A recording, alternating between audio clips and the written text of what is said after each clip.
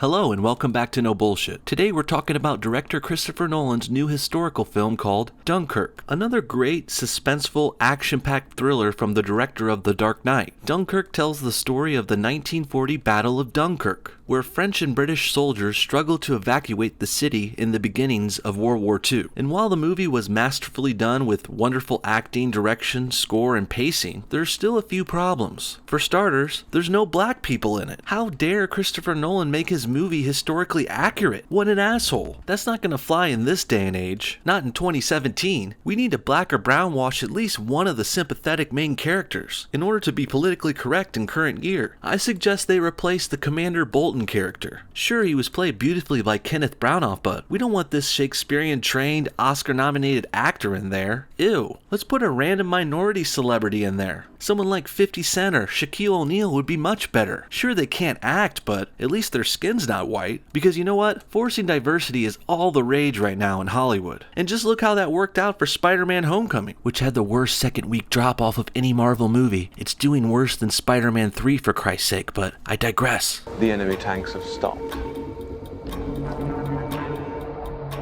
Why? Why waste precious tanks when they can pick us off from the air like fish in a barrel? But back to Dunkirk. Here's what one reporter from the USA Today had to say about the movie. The trail of timelines can be jarring as you figure out how they all fit. And the fact that there are only a couple of women and no lead actors of color may rub some the wrong way.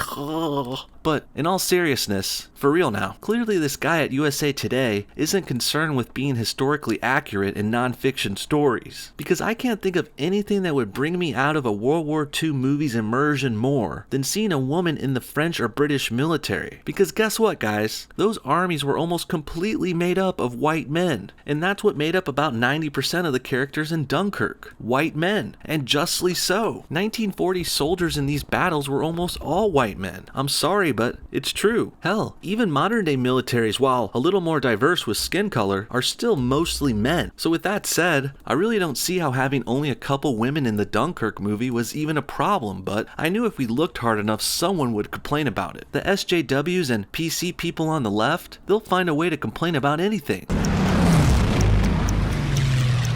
He's on me. I'm on him. Complain about lack of women and minority actors in a movie about Dunkirk is just ridiculous. It's like complaining about the lack of country music in the movie Straight Outta Compton, or wondering why cancer got more screen time than burn victims in The Fault in Our Stars. It's just silly and fucking desperate. The real problem is SJWs have gotten away with this complaining so much that they're finally jumping the shark. You give them an inch and they take a mile, just like the Nazis did in 1940. He's coming back round. He's coming back round!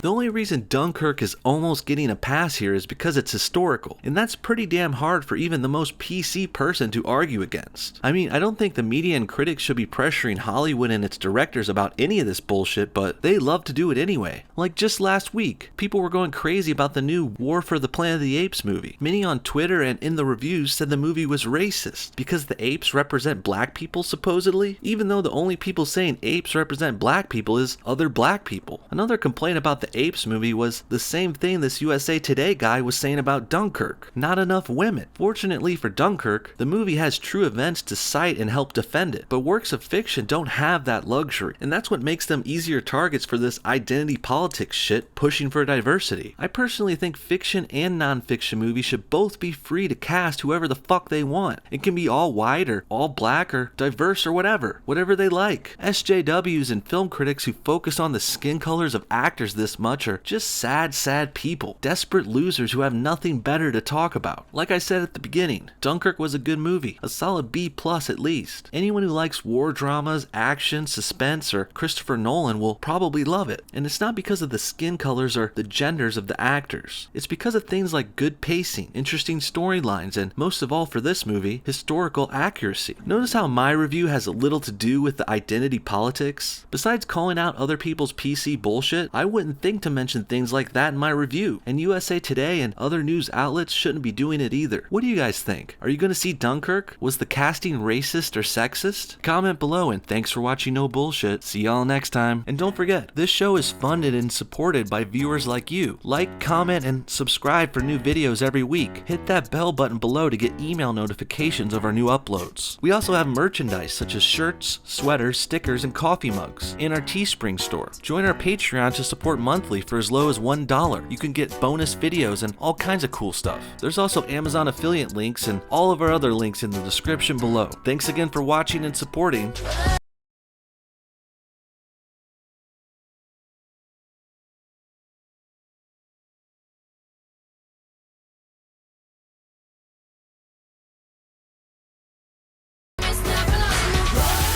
One more thing, I want to give a special thanks to these amazing Patreon supporters. You guys are the best. You guys went above and beyond the rest, and I love you so much for it. If anyone else wants to donate or join our Patreon crew, link in the description. We're going to be setting up more videos and live streams very soon. Thanks again.